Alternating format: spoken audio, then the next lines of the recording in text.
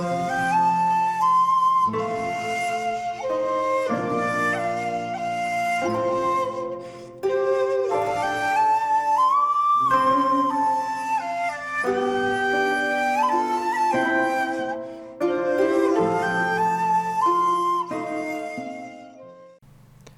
there, this is Solitary Ronin from Solitary Ronin Films, and welcome to our Backlog Cleared.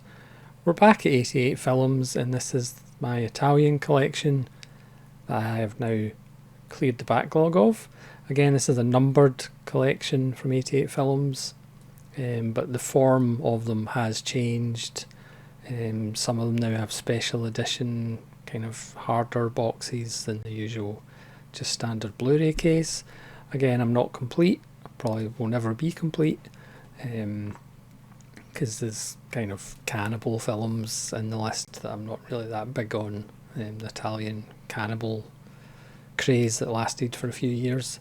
So again, I'm just going to go through the titles. Now, lots of these films have kind of 3 different titles, as is the case with Italian genre cinema. I'm recording this on a Friday night, which is kind of suitable because lots of these films should only really be watched on a Friday or Saturday night. Again, you could make the argument none of these films are, the greatest films ever made, but many of them, if not all of them, have something going for them, and they're generally a lot of fun. So that being said, let's start with number 1. Which is always a good place to start, from 1975, and this is Night Train Murders, or Don't Ride on the Late Night Trains. This is Last House on the Left, but on a train, strangely enough, and it's much better than Last House on the Left. Again, Last House on the Left may be kind of an important film in the history of horror, if you like, but it's not actually that good a film, I don't think.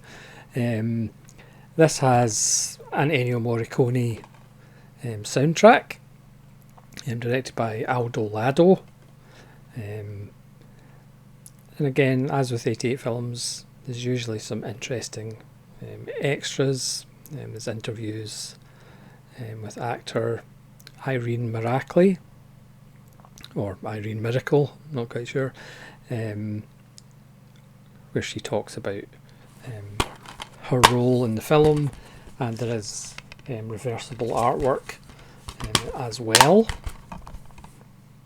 This is a really good little film. Obviously quite a lot of these films are 18s for good reason. Number 2 from 1978 is The Bloodstained Shadow, directed by Antonio Baido. Again, this is in Venice, very much like Don't Look Now, obviously, and this is a giallo, and if I remember correctly, it's rather a good one. And again, this is also known as Solamente Nero, which doesn't really translate as this Bloodstained Shadow, I don't think. This is only a 15. This is number 3 from 1974, and this is Spasmo by Umberto Lenzi. Rather a lot of Umberto Lenzi films. There's actually, there's Susie Kendall. I mean, if I remember correctly, this is solid, but it really kind of goes off the rails into really enjoyable, like in the last 15 minutes. So that's Spasmo with a fairly bizarre cover. Number 5 from 1980 is Zombie Holocaust, directed by Marino Girolami, and this has quite a lot of titles as well. This is Dr. Butcher MD, which I think is available on Severin, I think. I've put the original Italian artwork, and then there's the new artwork on it. It's Zombie Holocaust, which is a lot of fun. Number 6 from 1983 is A Blade in the Dark, and this is from Lamberto Bava, Mario Bava's son. Or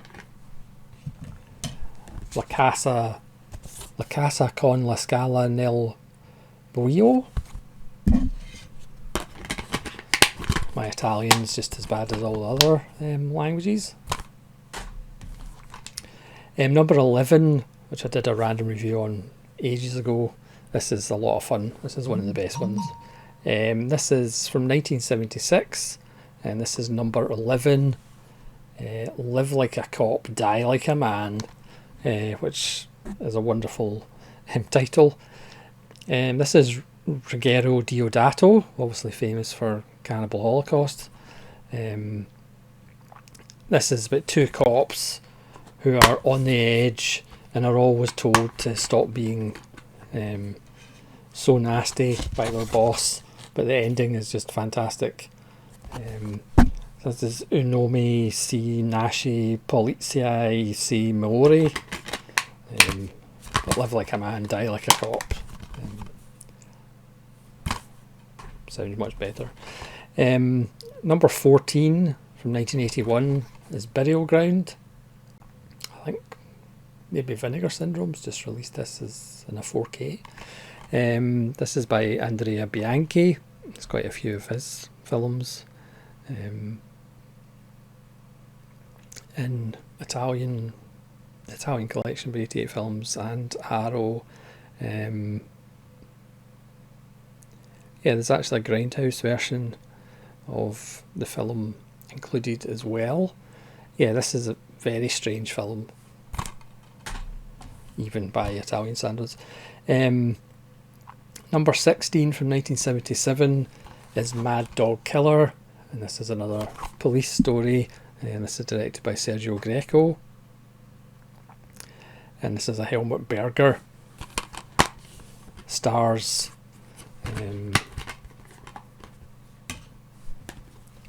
or La Belva de Mitra. Again, a lot of these, it's been a while since I've watched them. That's the downside. So it's one of the few downsides of having a YouTube channel. You don't really rewatch as much as you really ought to.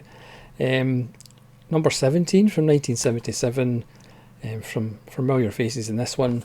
This is The Cynic, the Rat and the Fist, directed by Umberto Lenzi. And this is Maurizio Merli, John Saxon and Thomas Millian, who of course you'll recognise. Number 19 from 1973, Seven Deaths in the Cat's Eye. This is Antonio Margheriti, or La Morta Negli Occhi del Gatto.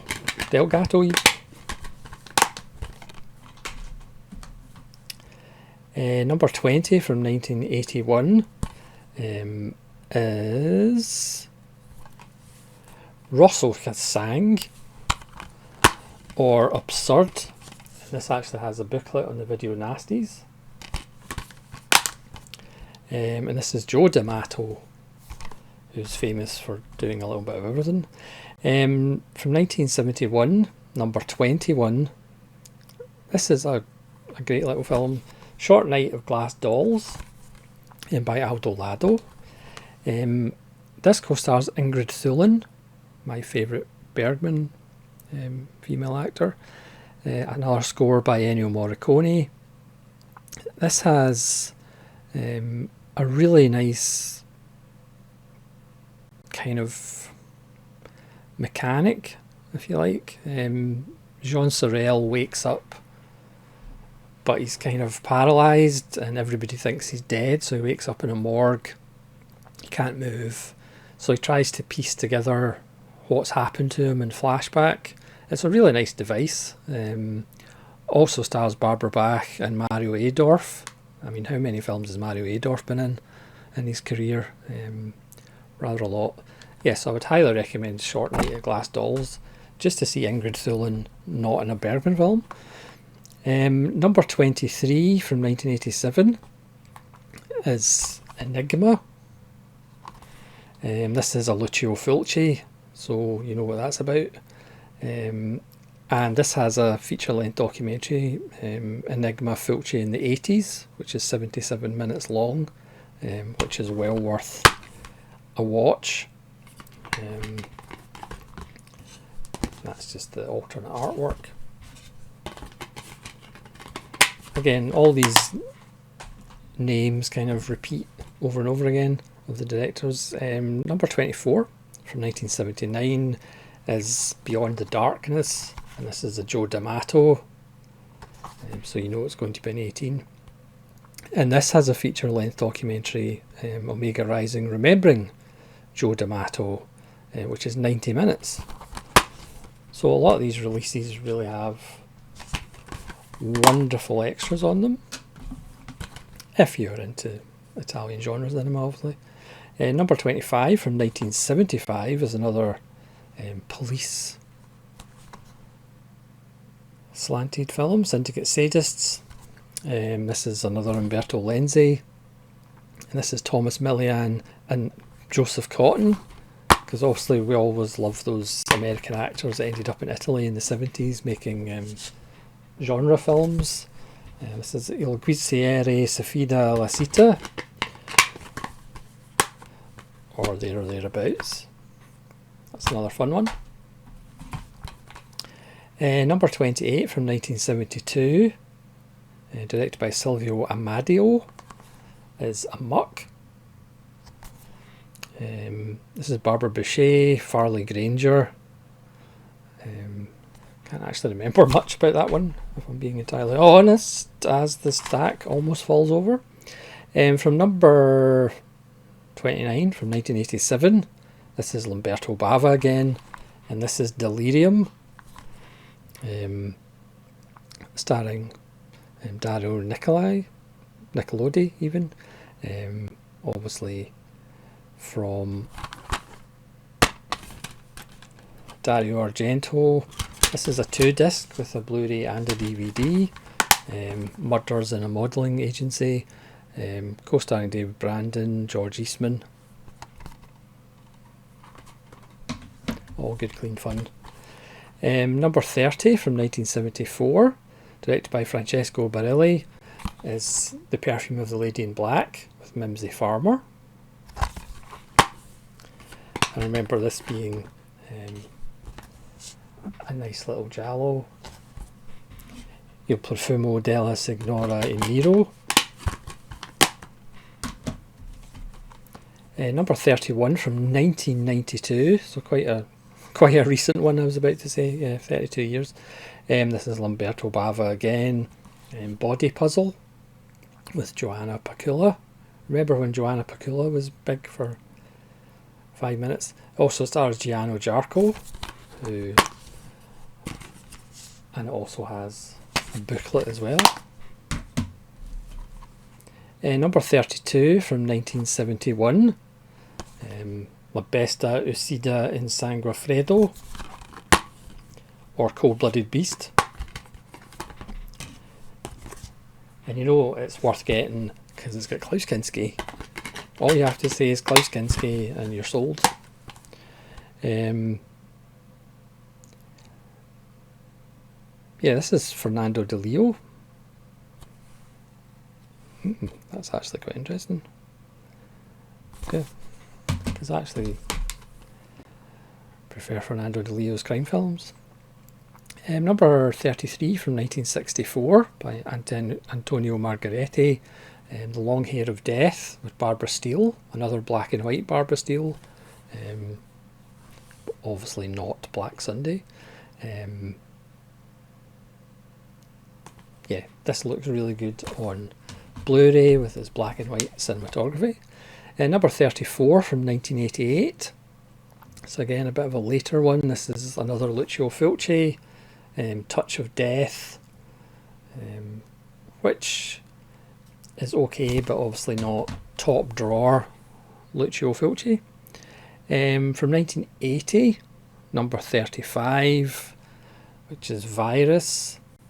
And again, this has a few names as well, or Hell of the Living Dead.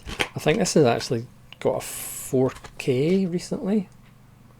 Again, this one I got fairly recently in the 2 for 15 sale, so the story makes no sense, but it is lots of fun. Yeah, it really doesn't make any sense, but it's also kind of wonderful. It's Bruno Mattei. Number 36 from 1967, directed by Giulio Questi. This is Django Kill, If You Live Shoot. And this is Thomas Millian as Django, because obviously, as we know, there's about 36 Django films. Number 37 from 1971 is In the Eye of the Hurricane, which is also The Fox with a Velvet Tail, because obviously all these Jolly had all these animals in the title. Again, this has a small booklet as well.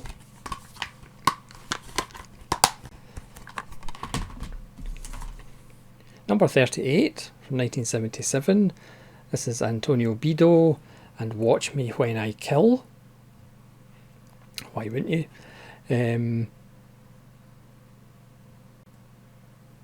Yep, can't remember much about that one either. It's been a while.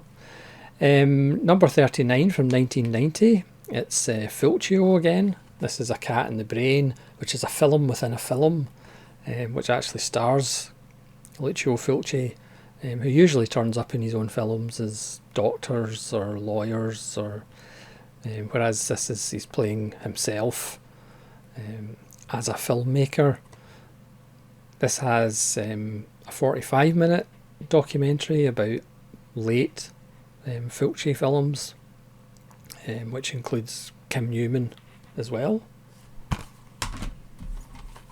Number 40 from 1968 is Sergio Corbucci's The Mercenary, with Franco Nero and Tony Mussanti, which is a solid western.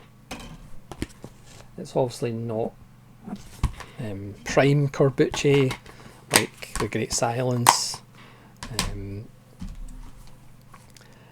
So this is when 88 Films started doing slipcovers, I think round about here. This is number 43 from 1990, and this is Two Evil Eyes, the George Romero, Dario Argento double bill. Again, this comes with a slipcover. So this stars Adrienne Barbeau, Harvey Keitel, E.J. Marshall, John Amos. Yeah, so it's just 2 stories, one by each of them. You get art cards in this one, slipcover and art cards, which is what we're coming to. And then next, one of my personal favourites is Eyeball, which has a great cover. This is number 45 from 1975, and this is directed by Umberto Lenzi. Yeah, this is certainly one of my favourites. And there's the Italian Gatti Rossi in un labirinto di vetro, or Eyeball. But it does have some wonderful artwork on the slipcover. Next, it's a lot of fun. It's number 46 from 1984, and it's Rats, about a group of survivors, post-apocalyptic. Obviously the Italians did a whole bunch of post-apocalyptic films. This has a really fun ending. Bruno Mattei again, This is a wonderful little film, but the ending's really, really good. And then next is number 48 from 1968. Almost a proto-Jolly.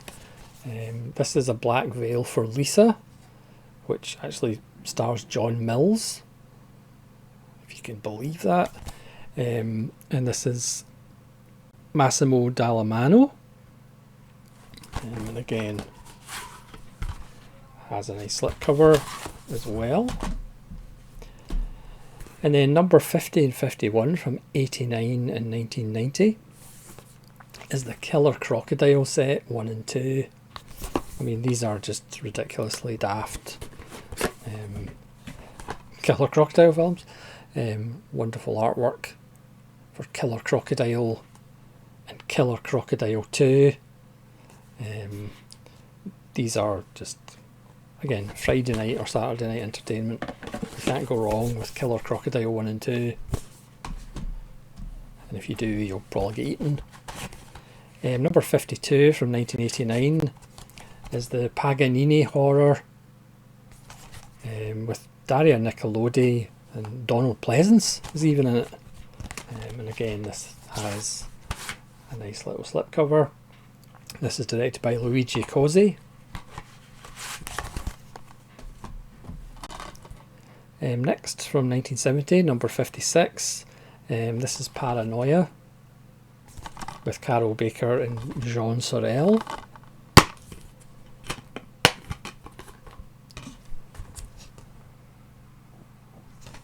Which is basically, it's more actually a kind of drama with 3 characters and who's going to bump off who. Number 57 from 1978 is Brothers Till We Die, another Thomas Millian film, where he plays 2 brothers, and this is Umberto Lenzi. And again, I mean, Thomas Millian, sometimes he's really good, sometimes not so much. Next, number 59 is from 1972, and again, this is a different kind of slipcover. This is more of those Arrow, not quite velvet, but that kind of feel. 7 blood-stained orchids. Sorry, I can't speak. And this is another Umberto Lenzi. Yeah, this is more Lenzi fun. And it's an 18, obviously. Next is number 65 from 1976. And this is Umberto Lenzi as well. This is The Tough Ones with Maurizio Merli. And again, this has Thomas Millian as well. This is the 2-disc special editions. Again, they've released quite a few of these, I think. Street Law with Franco Nero has just come out. So this has a couple of cuts. Brutal Justice and The Tough Ones. And that's it, flipped. Roma Mano Armata. And that one has a booklet as well. And then number 67 from 1969 is So Sweet, So Perverse with Jean-Louis Trintignant and Carol Baker, which is sort of a version of La Diabolique. Così dolce, cosa perversa. But sadly, it's obviously nowhere near as good as La Diabolique. But you can't turn down some Jean-Louis Trintignant. Number 69 from 1970 is Il Rosso Segno della Follia, or Hatchet for the Honeymoon. This is a Bava, a Mario Bava. This is actually rather good. Doesn't get much credit, but it's actually pretty good. And then finally, you'll be happy to know, from number 81 from 1984, I Sopra Visitu della Città Morta, or The Ark of the Sun God. Again, this is just daft. There's the cover. I think this has got a 4K as well. I mean, it is amazing the films that have 4Ks compared to films that don't even have a Blu-ray. This is an Indiana Jones rip-off, but it's probably more enjoyable than probably the last 3 Indiana Jones films, even though I haven't actually seen the last one. David Warbeck, who's in so many Italian films. It's ridiculous. This is Antonio Margheriti. And again, it's just a lot of fun, but best watched on a Friday or Saturday night. So that's my Italian collection. Again, I'm not complete. I will never be complete. Again, these films serve a purpose, shall we say, if you're watching them. But they are generally a lot of fun. And that's the thing with Italian kind of genre films, even if they're not great, there's usually an ending that's wonderful, or the score is wonderful, because as we know, Italian scores in the 60s and 70s are just off the charts. So please let me know which Italian collection titles you have, and which ones that you would recommend that aren't in my collection. And hopefully you'll join me again for more Backlog Cleared videos. Thanks very much for watching. This is Solitary Ronin from Solitary Ronin Films, saying farewell.